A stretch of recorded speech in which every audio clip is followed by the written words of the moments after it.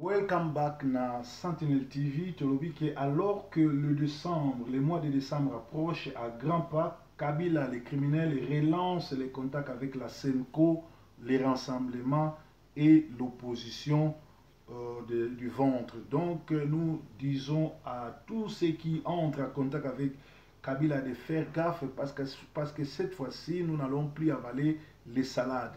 Kabila n'a pas respecté les Congolais. Il n'est pas congolais, il a volé, il a tué, sa place est dans des prisons, il ne peut plus continuer à diriger par défi. Et tous ceux qui entrent en contact avec lui, surtout la SENCO, ceux qui vont continuer, beaucoup de monde a tout remarqué, ça là, grave. Sango tout au coup d'aller dans la tumbaye, parce que trop c'est trop, en tout cas, c'est meli, bokeba, bokeba, bokeba.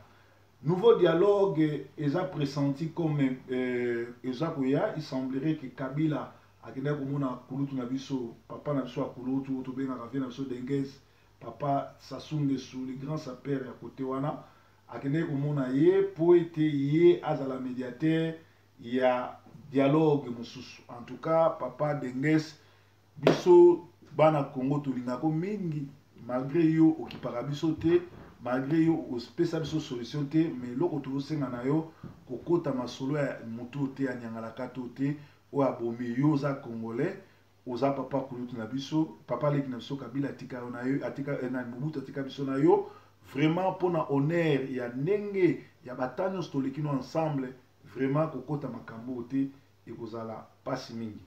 Nalobaki ete grand boxeur congolais Yuri oyo akendaki na nini na Afrique du Sud kokubunda mais ba yibie victoire tout simplement parce que Zuma a ça qui ordre na ba juge ba valider combat n'était pourtant amenaki combat et bandidité souka pe ba policier kaka pour l'attaquer t-shirt ba comment Kabila dégage. Donc voilà ba samtozanango.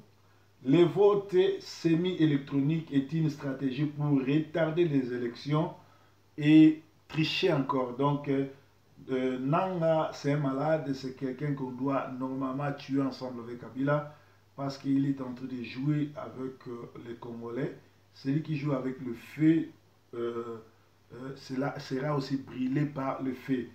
Alors, Bruno Tibala reçu par le président du Sénat français moyennant 109 € parce qu'il a payé pour être guidé au Sénat français. Donc Jean-Marie Tibanda, Soki Tibala, Jean-Marie Kassamba, Toyebi qui a une blague na bino, bofuta ki 119 € parce que na Sénat ata sénateur moko azalakiti.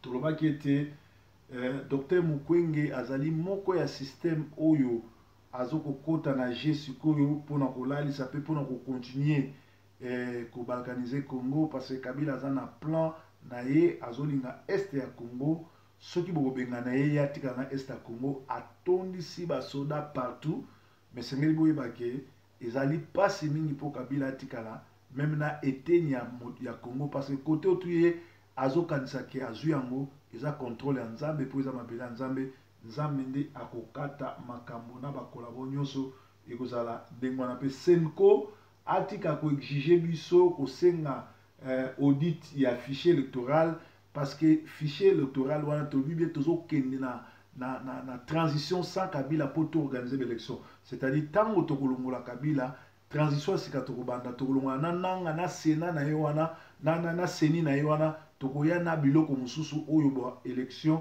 ekozala malamu mais eloko tozobanga est-ce que bato oyo nyonso tu ba criminel o Kabila tia na armée oyo nyonso tu bazali ba criminel bokosala na bango ndeni parce que bato wana balingaka désordre et continuer na côté mosusu Kikaya Bin Kikana Barababe Kikaya dit ceci: Kabila choisira son dauphin à la dernière minute. Bon, ils ont bakoukoulé l'ombela bango bazo sala baza aventurier bango du bande ya ba criminel ba continuer ko sakana mais bayebi kaka ke moya suka ke ute pa Nzambe. Ezali mawa mingi na makambo ezoleka na Congo.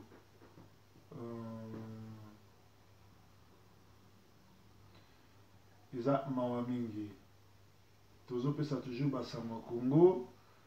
La mère Mende aux abois, bakomi nini, zela to tangango parce que ça va nouvelle yesikoyo.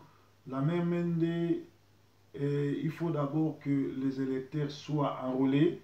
Voici la réponse du gouvernement congolais à Félix Tshisekedi, fils de l'opposant historique et président du Rassemblement de l'opposition, qui était notre invité hier. Il mettait en cause le président Kabila, accusé d'être le principal responsable du blocage du processus électoral, selon que la CENI n'a toujours pas publié de calendrier et que le président prévoit pour la fin de l'année par l'accord politique signé entre majorité et l'opposant.